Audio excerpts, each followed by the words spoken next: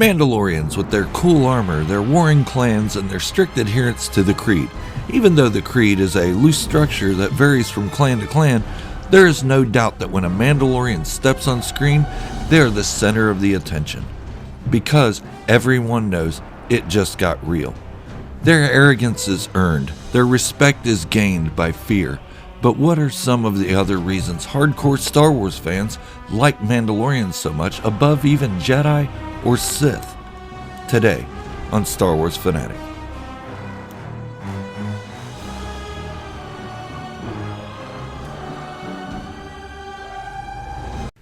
If you are new to the channel and you want to follow a creed, go ahead and hit that subscribe button and ring the notification bell to stay up to date on all my Mandalorian, Boba Fett, and general Star Wars theories, news, and fanfictions and discussions. In The Mandalorian Season 1, local thugs are bullying a young Mythrol. His essence will bring them a pretty penny on the black market. The door opens and jaws drop in the audience around the Star Wars community. It's a Mandalorian. Is this Mandalorian going to live up to the Mandalorians of the past? Mandalorians such as Boba Fett, Jango Fett, Pre Vizsla, and Fenn Rau? Those are some big shoes to fill. As the action ensues, he does not disappoint. He easily takes out the two thugs with his hand-to-hand techniques and gadgets attached to his forearm gauntlets. Okay, this series is going to be good. We finally have a live-action Mandalorian that will deliver our hunger for a Mandalorian of action and few words. The rest of the series does not disappoint as well. We get some more Mandalorians than we even hoped for. Also rejoining the action is Bo-Katan Kryze and Boba Fett, more ass-kicking at wholesale prices. But what makes us love them so much? It can't just be that they can beat the tar out of average thugs. Nope. It's so much more than that. At least for me it is. The clan system is unique in the Star Wars universe. For a side culture to have this much complexity is almost unheard of.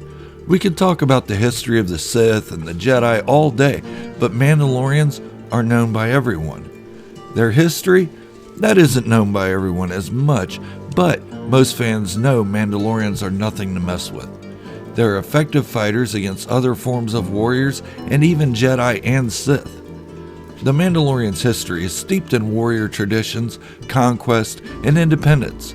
Their self-reliance has made them neutral when it comes to the affairs of overall galactic politics. But this has put a target on their backs. The Republic was just itching to get them to join and couldn't stand the fact that Mandalore didn't really need the Empire or the Republic. Then, when Bo-Katan asked for the assistance of the Republic to remove Maul and his super commandos from power, the Republic jumped at the chance. They got their foot in the door and set up an occupation force from that point on. Mandalore had been taken over from the inside. Then, when the Empire took over, it was an easy transition to rule Mandalore.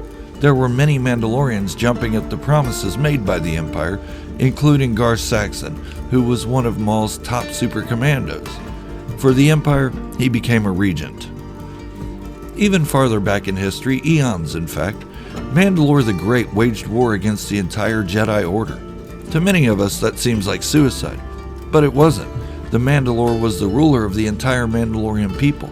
The tradition of his title carried on after him, and the Mandalorian people prospered.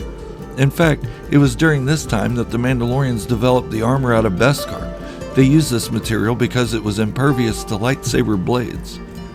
Lightsabers could not penetrate their armor now. This and the fact that their combat training and hand-to-hand training was so intense, they became formidable adversaries to the Jedi. They could even beat the Jedi one-on-one. In Jango Fett's case, 6-on-1. That is, 6 Jedi against 1 Mandalorian. With constant improvements to their armor, the most powerful beings in the galaxy, the Jedi and the Sith, became no match for the Mandalorians. It wasn't just their armor and gadgets that helped them defeat Jedi and Sith. It was their lifelong training and tenacity. Sheer willpower and strength helped them defeat those with Force sensitivity. The only Force-sensitive beings to rule Mandalore as the head of state was former Sith Lord Darth Maul, and He had to do it from the shadows with a puppet government in place in the form of Prime Minister Olmec. The only other one that comes close is Emperor Palpatine, but he was ruling Mandalore through his regent, Gar Saxon, and wasn't really hands-on at all, where Maul actually lived on Mandalore during his reign. Maul was only unbeatable by Mandalorians because he had so many Mandalorians following him. Fight fire with fire, so to speak. In fact, the only thing that could beat Mandalorians were other Mandalorians themselves. They had gone through centuries of civil war. During this, they made most of the land on Mandalore uninhabitable. Their cities were in protective domes, and the population was concentrated in those protected areas. Fighting each other seemed to cure boredom when they either had no foes or the fact that no one else could beat them, and they didn't have a challenge. It was during one of their civil wars that the Republic came in and occupied Mandalore. Then the Empire stayed and ruled them through a regent. But when Mandalore started becoming independent again after Gar Saxon was killed, the Empire had enough of them and ordered the purge of the planet, killing most of its population and destroying its cities and whatever arable land was left, and stripped the planet of its Beskar steel. This would stop them from producing armor, and the future generations would be easier to kill off, not to mention the durability and profit that could be gained from the precious metal. So why do we love Mandalorians? Just look at this complex history. Not to mention, they're the only warrior class that even their weakest can defeat an average Jedi or an average Sith. Pre-Vizsla almost had them all defeated. The Death Watch easily beat and captured Obi-Wan. They even made special holding cells for Force-sensitive beings that were impossible to escape.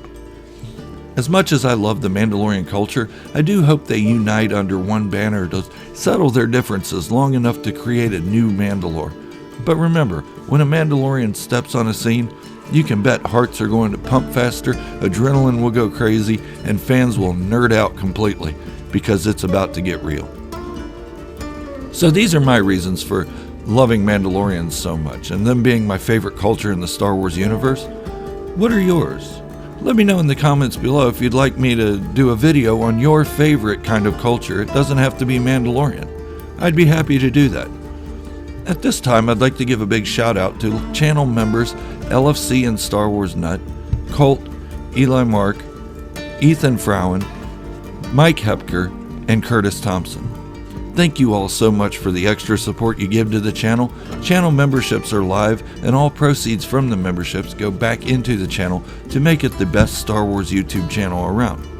One day, we will get there together. If you are new to the channel and want to join the best source for Mandalorian, Boba Fett, and general Star Wars content, go ahead and hit that subscribe button and turn on notifications to stay up to date. Also, hit the like button and show your love for what I do here, and share the video with a friend or two. Thank you for watching, and remember, this is the way. The only way.